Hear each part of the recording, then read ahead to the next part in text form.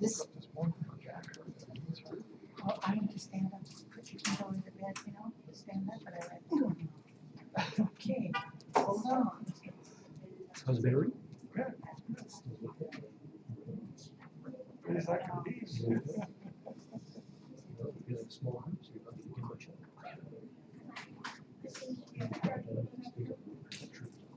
Right. You went out to see, I know you parked over there, so I was in the sewer. And as he said, this Sunday was the last Sunday. Yes. Rules are met.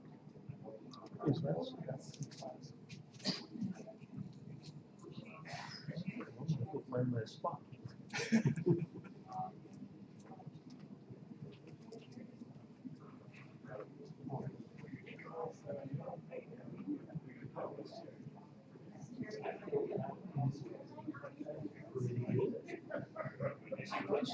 Yeah. Dragging out of the house, kicking his feet. All right, not as an answer to driveway.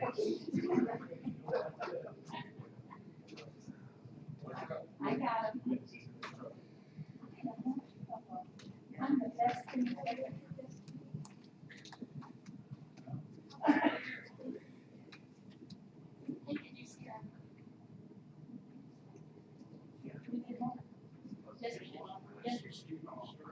You know, I was already a privilege.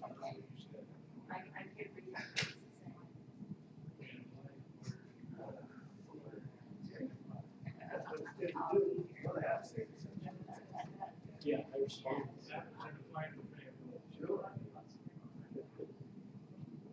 Okay. I'm doing fine, how about you?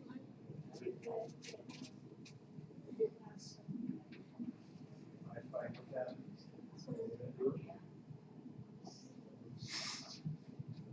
Should have called me in terms of it's bad.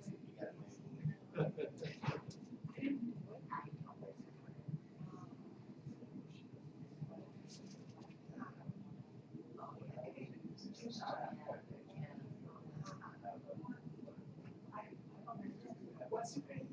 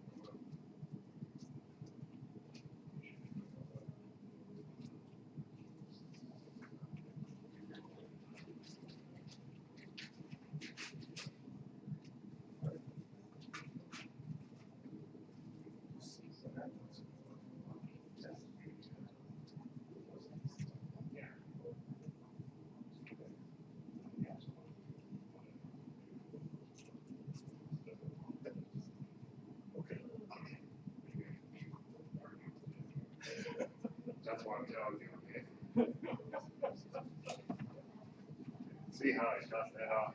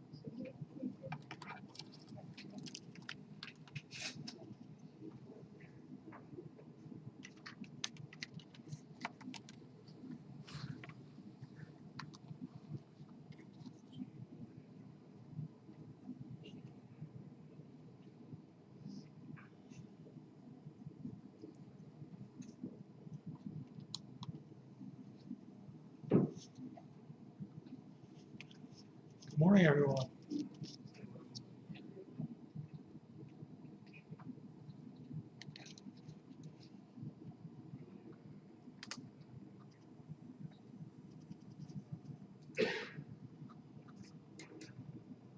Before we begin class this morning,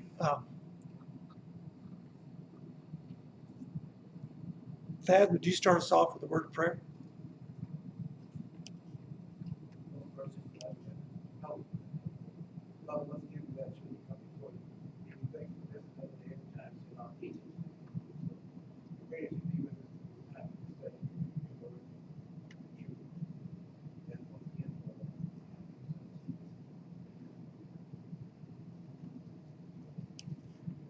Okay, we are studying about the peace offering in the law of Moses.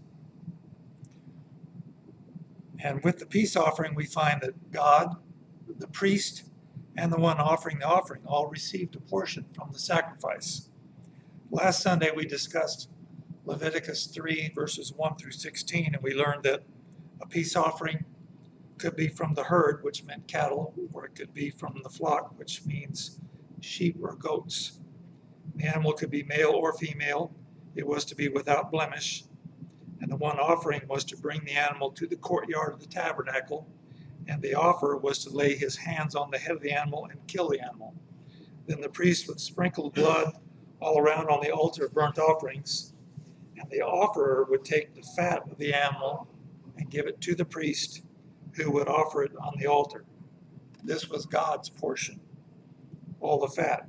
The end of verse 16 says, all the fat is the Lord's. Then in Wednesday's class, we discussed Leviticus 3:17 and then moved on to Leviticus 7, verses 11 through 27. And in Leviticus 3:17 and Leviticus 7:22 to 27, we learned that eating the fat and eating the blood of an animal was prohibited. Leviticus 3:17 says, you shall eat neither fat nor blood. And in reference to that, let's start off this morning by reading Leviticus 3 and verse 11. Leviticus 3 and verse 11. And Carl, would you read that? And the priest shall burn it upon the altar. It is the food of the offering made by fire unto the Lord. Okay, this verse is talking about the fat. The offerer has gave the fat to the priest, and there it says the priest shall burn them on the altar as food. And this is repeated in verse 16, same phrase. The priest shall burn them on the altar as food. But Leviticus 3:17 says they weren't to eat fat. So how do we explain that?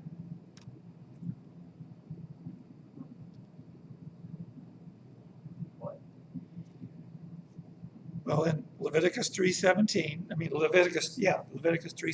they were not to eat fat. And in verse 11 and verse 16, when the offerer took the fat and gave it to the priest takes the fat and offers it on the altar, but it says he offers it on the altar as food. So how do we explain that?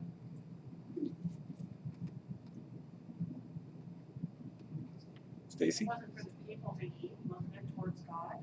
Exactly, yeah. When it says food here, it doesn't mean it's food for the priest, and it doesn't mean it's food for the one offering either. This is referring to God. That's exactly right. Because some people will say, look, there's a contradiction. That's not a contradiction. It doesn't say the food is for the priest, does it? Now, the Hebrew, It says the fat is for the Lord. exactly, verse 16, all the fat is the Lord's. That's right. So that's what this is referring to. And I'm going to talk a little bit more about it, but that's exactly right. When it refers to this, the priest shall burn them on the altar as food. It means he's all offering it on the altar for God. This is specifically what it's talking about, not for the priest and not for the one offering it. But the Hebrew word that's translated food here is found 298 times in the Bible. And of those 298 times, it is translated bread 238 of the 298 times.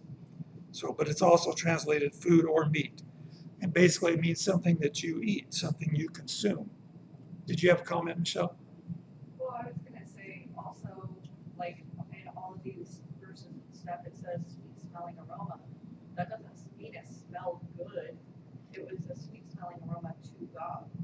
So it was pleasing to God, but that doesn't mean that it smelled good. We talked about some of the ingredients that went into some of these oils and things like that. They weren't good smelling things to us, but because they did it correctly, it was pleasing to God. Yeah, we see he uses phrases that we could understand, right? Yeah, we've talked about this before, this sweet aroma just means it's something that makes God happy. That's all it means. But it's an example of something, kind of like a metaphor. It's something that stands for something else. So it's something we understand. That means God's happy with it. When we talk about these offerings, this sweet aroma, it's something that was pleasing to God. And here, when it talks about food, it's referring to God. And it doesn't mean God actually ate the food, does it? He didn't come down and eat the food, but the fat was consumed, was it not? It was on the altar and it got burnt up. So it means to eat or consume. So yes, this fat was consumed. And we're going to, a couple examples showing that this is used the same way. Let's turn to Numbers chapter 28. And we're going to read verse 2.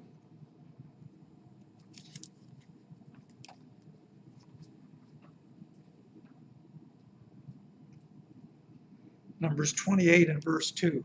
And Summer, would you read that? Command the children of Israel and say to them, my food for my offerings made by fire is a sweet aroma to me.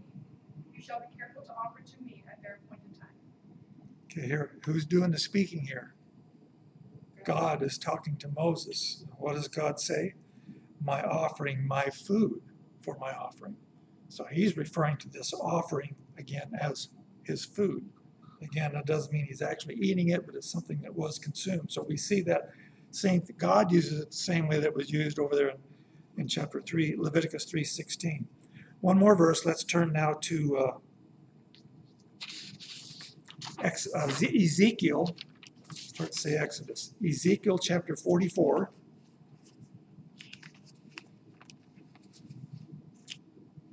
And we're going to read verse 7.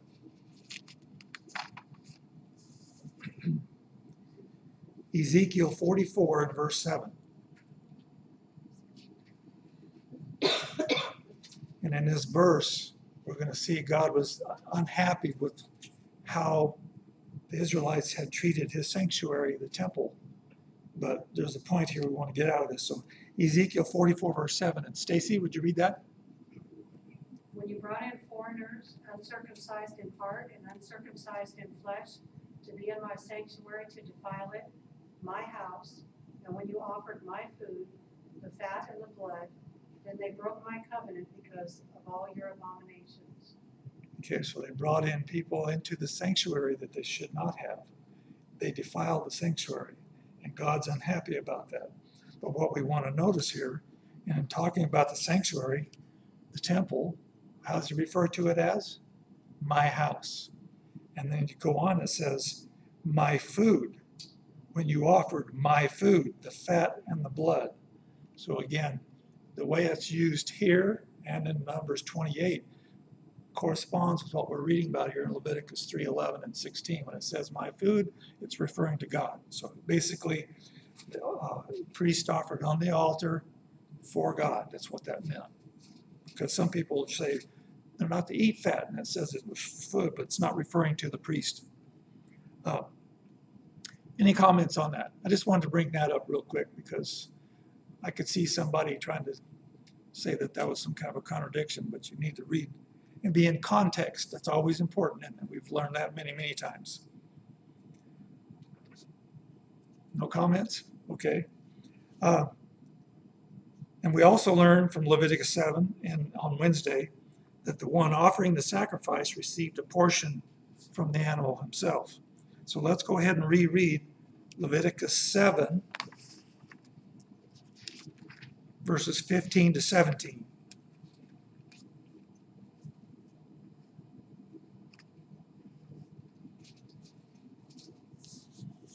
Leviticus 7, verses 15 to 17. Hilda, would you like to read those?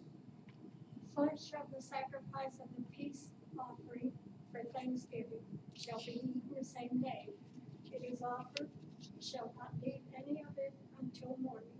But if he sacrifices of his offering is a vow or a voluntary offering, it shall be eaten the same day that he offers it to sacrifice. But on the next day, the remaining of its all may be eaten. The remnants of the flesh of the sacrifice of the third day he must burn with fire.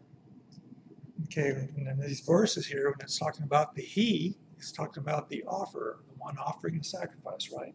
So the one offering this brought the animal to the priest in the courtyard by the altar, somewhere by the door of the tabernacle, put his hands on the head of the animal, killed the animal, took the fat, gave it, well, then the priest took the blood and sprinkled it around the altar.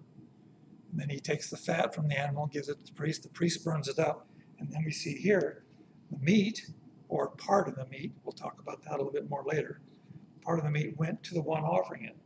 And depending on what it was for, is how long he had to be able to eat it, right? If it was for Thanksgiving, it was to be eaten that day. But if it was for a vow or just a free will offering, they could eat it that day and the second day. The third day, whatever was left was to be burnt up. They were not to eat it. So just the point is, the one offering received some meat from this offering himself.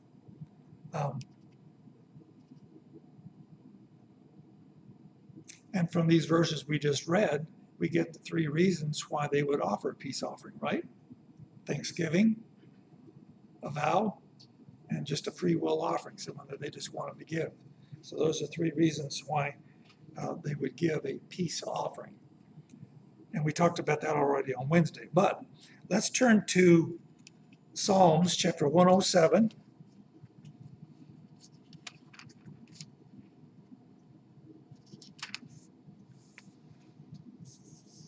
Psalms 107, let's read verses 21 and 22.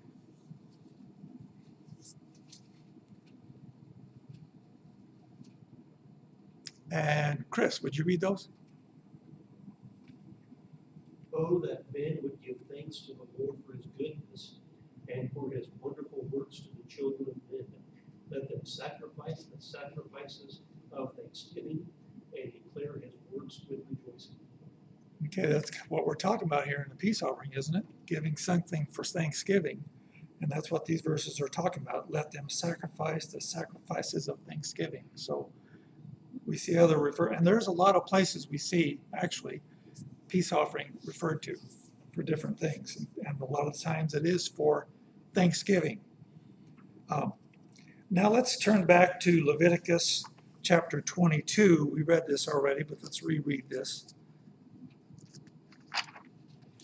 Leviticus 22, and we're going to read verse 21. So again, a peace offering was for Thanksgiving. We just read a verse in Psalms that also refers to that same idea. And here in Leviticus 22:21, we see, going along with what we read in Leviticus 7, it was to fulfill a vow or a free will offering. So let's literally read Leviticus 22, verse 21. And Joetta, would you read that? And whoever offers a sacrifice of a peace offering to the Lord to fulfill his vow, or a free will offering from the cattle or the sheep, it must be perfect to be accepted. There shall be no defect in it. Okay, we already know that the animal is to be without blemish. Again, this is another verse saying the same thing, but the point I wanted to say again, peace offering to fulfill a vow, or what's referred to as a free will or voluntary offering. Now let's turn to Proverbs chapter 7.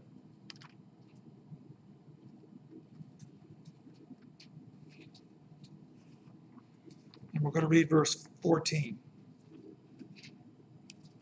And in this context, this is referring to a harlot that's trying to entice a young man. But we can still get a point here in verse 14. Proverbs 7, verse 14. And Terry, would you read that? I have peace offerings with me. This day have I paid my vows. Okay, again, we see that peace offerings and vows are tied together here. So,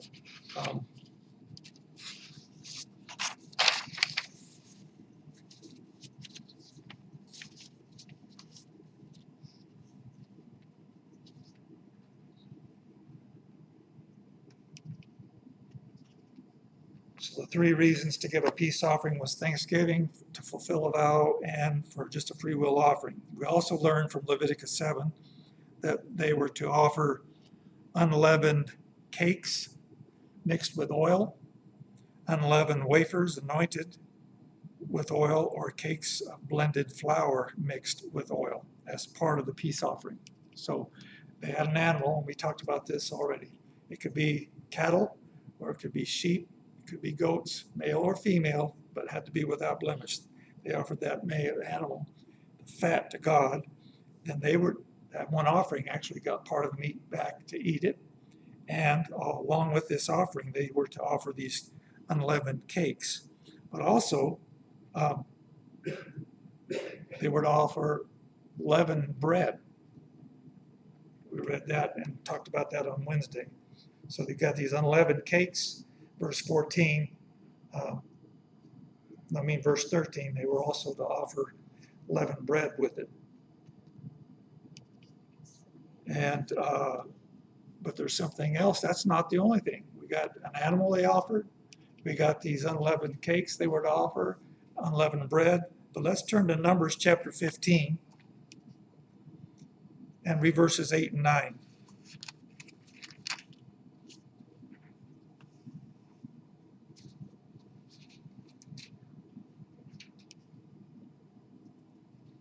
Numbers 15, verses 8 and 9. And Michelle, would you read that? And when you prepare a young bull as a burnt offering, or as a sacrifice to fulfill a vow, or as a peace offering to the Lord, then shall be offered with the young bull a grain offering of 3/10 of an ephah of fine flour mixed with half a hin of oil. Okay, so if they offered a bull, here they were to offer flour too. Not only they were to give the animal and offer it, and not only were they to give the unleavened cakes and leavened bread, here they were also, if it was a bull, they were to offer this flour mixed with oil. So there's actually quite a bit of stuff going on here when you're talking about a peace offering, aren't you?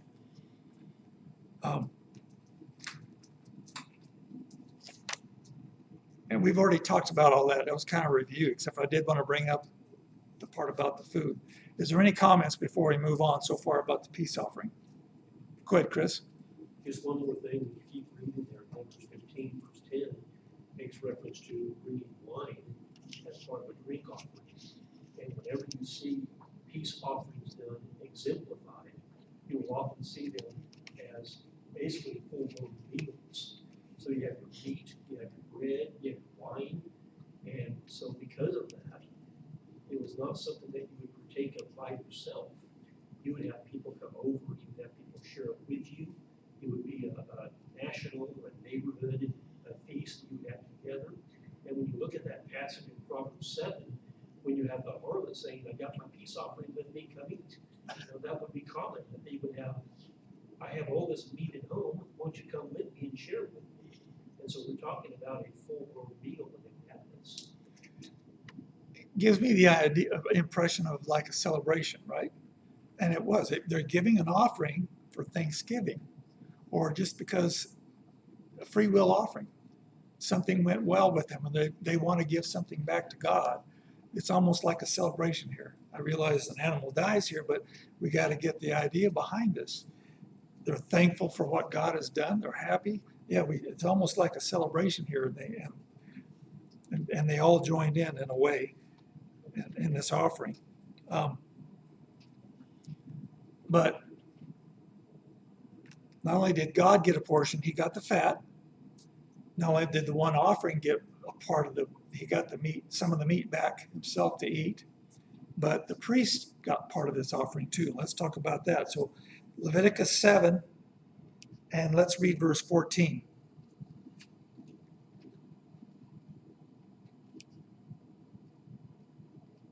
And where was I? Mervin, would you read that? Leviticus 7, verse 14.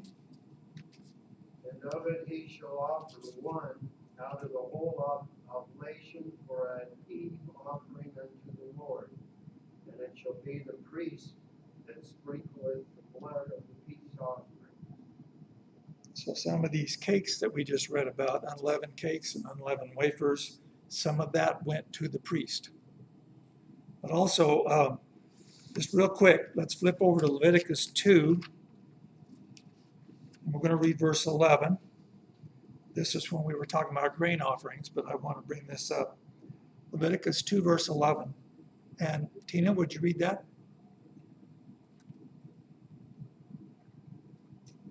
No meat offering which ye shall bring unto the Lord shall be made with leaven, for ye shall burn no leaven, nor any honey, or in any offering of the Lord made by fire. So anything they put on the altar of burnt offering was not to have leaven, it was not to have honey. We talked about this already. So we go back to Leviticus 7 again. They had these unleavened cakes, which the priest got part of them, but there was, in verse 13, they were to offer leavened bread. So if the leavened bread could not be offered on the altar of burnt offering, where did it go? Well, it went to the priest, that's right. So it was part of the priest. So not only did he get some unleavened cakes, but he got some bread, regular leavened bread went to the priest also. So he got some unleavened bread and he got regular leavened bread. Now let's continue on. Later in the chapter, we're going to read more about what the priest received. So let's read verses 28 through 36. And in these verses, we're going to read what the priest received from this offering. So Leviticus 7, 28 to 36. And Dad, would you read those? And the Lord spake to Moses, saying, speaking to the children of Israel, saying, he that offers a sacrifice of peace offering to the Lord shall bring this oblation unto the Lord, the sacrifice of his peace offering. His own hand shall bring the offering of the Lord may be made by fire. The fat of the breast it shall bring, and the breast may be waved for a wave offering to the Lord. And the priest shall burn the fat upon the altar. The breast shall be Aaron and his sons. And the right shoulder shall be given, you shall give it to the priest for his reward and aid, offering of the sacrifice of the peace offering. He among the sons of Aaron that offers the blood of the peace offering, and the fat shall have the right shoulder for his part, and the wave breast, and the head of the eve shoulder have I taken of the children of Israel from off the sacrifices of their peace offering. And I've given them to Aaron, the priest, and to his sons, by statute forever from among of Israel. How far? Through verse 36? This is the portion of the anointing of Aaron, and of the anointing of his sons, out of their offerings of the Lord made by fire, in the day when he presented them to minister to the Lord, for his office, which the Lord commanded be given unto the children of Israel, the day that he anointed them by a statute forever throughout their generations. This is the law of the burnt offering, of the meat offering, and of the sin offering, and of the trespass offering, and of the consecration, and all the sacrifices of these offerings. Okay, so basically the one bringing the offering brings it of his own free will, brings it to the courtyard, right? That's what we're reading about here in verse 29. He brings the sacrifice of the offering there, and then he has to take care of it. The fat, it specifically says here, doesn't it? The fat, he was in verse 31, the priest shall burn the fat on the altar. What was the priest's part of all this? And the breast will be for the priest. The breast and what? Yeah, the right thigh, or I think the King James says shoulder. So it was more than just the breast.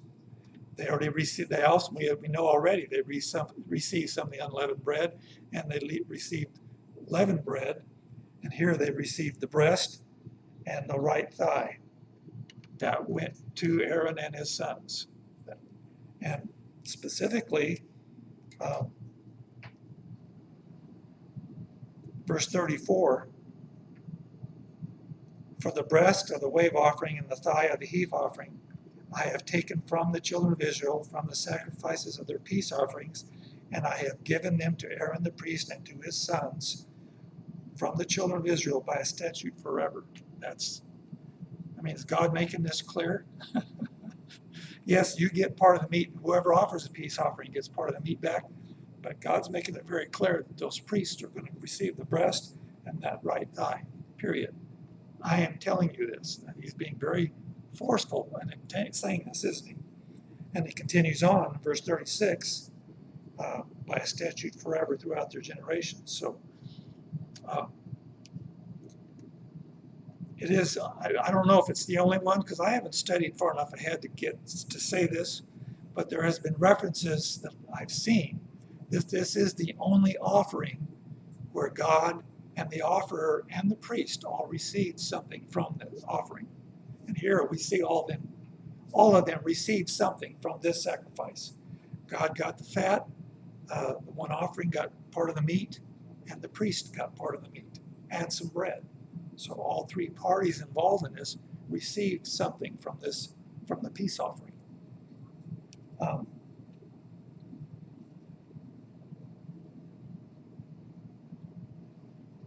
Any comments? Now, we've read something about the priests receiving food before, haven't we? Yeah, let's flip back to Exodus chapter 29.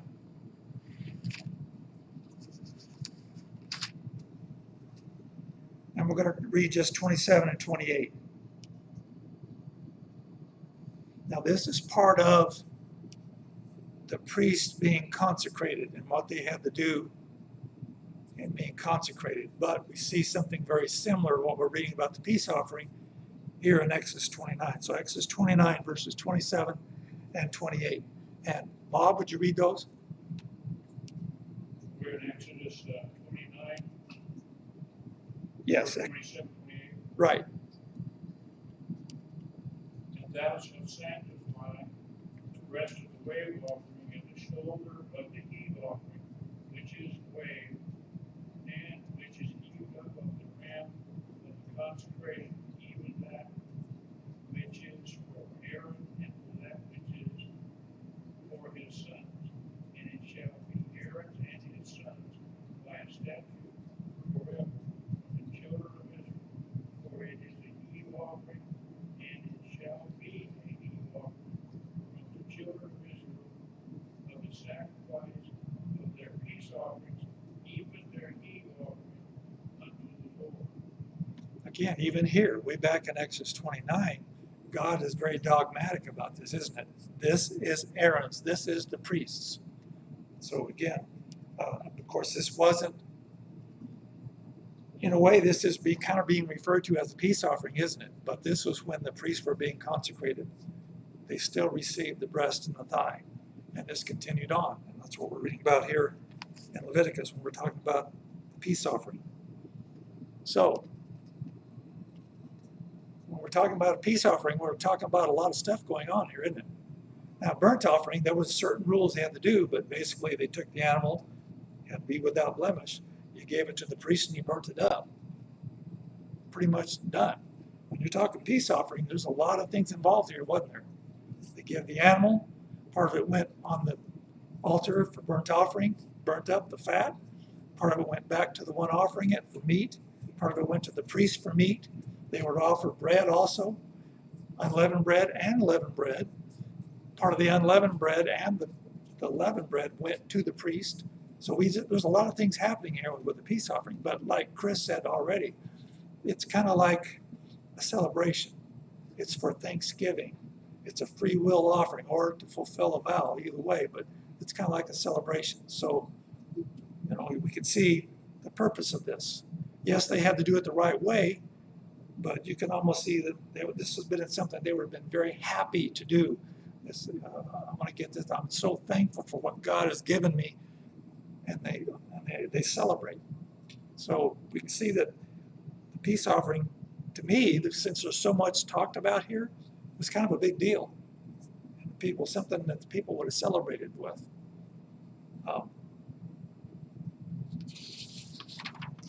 Any comments? Go ahead, Merwin. One thing, looking at this about the complexity of the whole thing, I think I understood something. There's also last week talking about kidneys, talking about liver, all complex parts of an animal, of the body, whatever. They were pretty far advanced, because obviously they were being guided by God. But the fact is that when you think about it, I think I said that George Washington got sick, but he died because he was bled. That was a practice. I mean, these Israelites were far smarter than George Washington's physicians, obviously. But it's because of who they have overseeing them, too. But there's a lot of detail about certain things you can do, you can't do. There's places throughout the Old Testament that talk about unclean, what you can eat, what you can't, should eat. So, a lot of detail. Right. And in saying that, if you're the one offering the animal, who's the one that killed the animal? The one offering, not the priest. Who's the one that slaughtered the animal? Who's the one that took the fat and gave it to the priest? The one offering. Who's the one that took the kidney and the kidneys and the lobe of the liver? The one offering the animal. So they had to know what they were doing, didn't they? And if it was your first time to go and do this, I don't know about the rest of you, but would you not have been nervous? Am I going to do this right? I mean, we can see maybe perhaps that's a reason why the courtyard was so big and why the courtyard had coverings all around it. So that person was in there with just them and the priest and God. There's not a bunch of eyes watching them, seeing how they were to do things so they could condemn them or make fun of them later. They were all in there and they could focus on what they needed to do and not people around them watching them. Maybe that was one of the reasons God did what he did and had that courtyard with all the hangings where you couldn't see in. It was like 7.5 feet tall. So the people couldn't see in to that courtyard. They could hear it, but they wouldn't be able to see in it.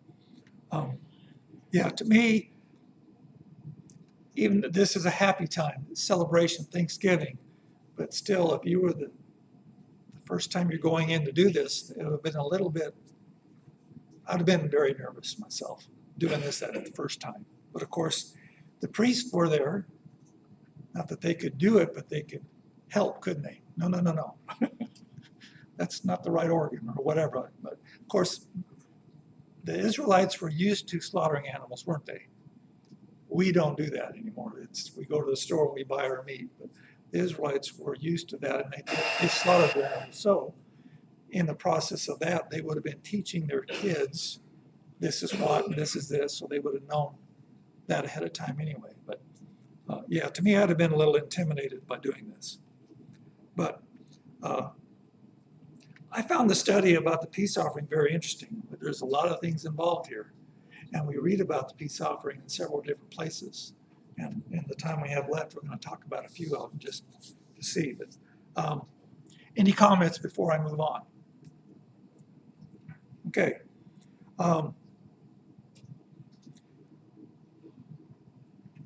After God spoke the 10 Commandments to all the Israelites went to Moses and said, we don't want God talking directly to us anymore. We're scared, right? We want him to talk to you, and then you come back and tell us. So after God spoke those 10 Commandments, we read from towards the end of chapter 20, all the way through chapter 23, we see God speaking to Moses, part of the law. And he was speaking directly to Moses, not to the Israelites at this point. And let's read here at the end of Exodus 20, when God was speaking to Moses. Exodus 20, and we're going to read verses 23 to 25. And Carl, would you read that? Exodus 20, verses 23 to 25.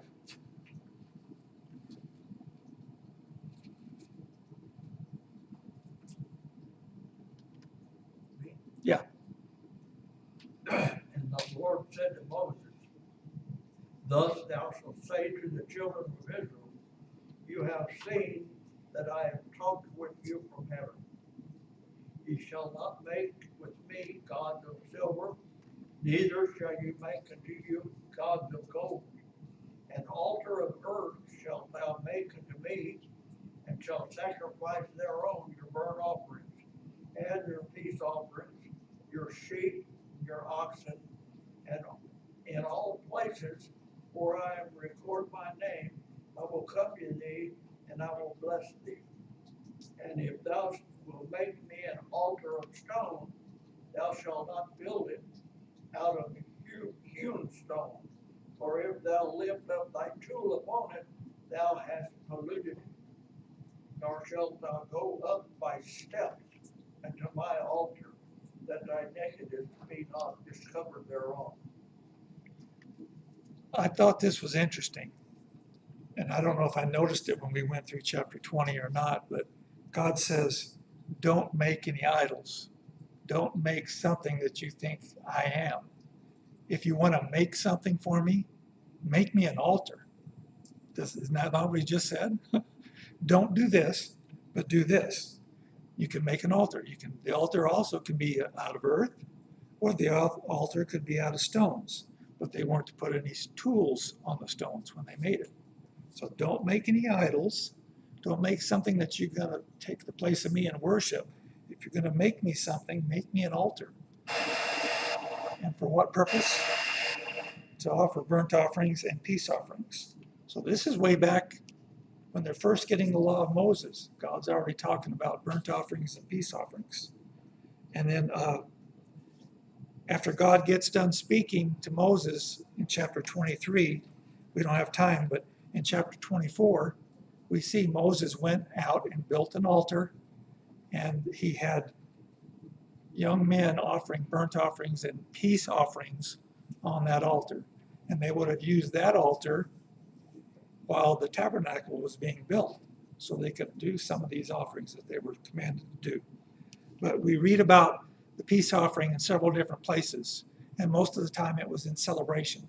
Something had happened, and the children of Israel are basically celebrating, and they offer a peace offering to God, especially Solomon when the temple was completed. But I don't know if Chris has got any more here that he wants to discuss on peace offering, but if not, be prepared to move into chapter 4 on Wednesday evening.